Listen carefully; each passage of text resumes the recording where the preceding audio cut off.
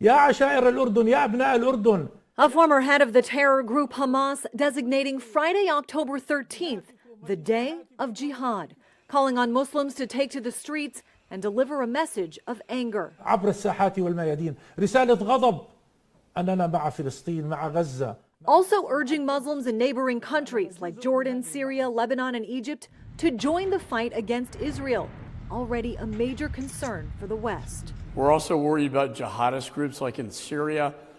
We have the Iran-backed Shia militia groups in Iraq, and you have all sorts of jihadist groups. That is our worst nightmare. The massacre in Israel apparently planned for 2 years. Another Hamas leader admitting in an interview with Russia TV that under the guise of providing welfare, Hamas was actually planning for warfare. قومي في غزة وبدها دير بالها على 2.5 فلسطيني وملتهية وخلص تركت المقاومة لكن حماس من تحت الطاولة. The interview, translated by the group Memory, a Middle Eastern research institute co-founded by Israeli Americans, also included a demand members of Hamas detained in the United States be released. We obviously take seriously our responsibilities to get Americans held overseas back with their families. We have in the past entered into negotiations to do exactly that.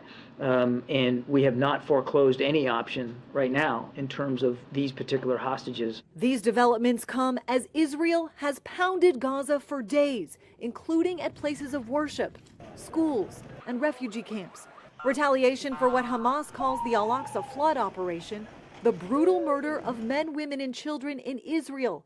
It says it carried out in response to decades of violence against and oppression of Palestinians.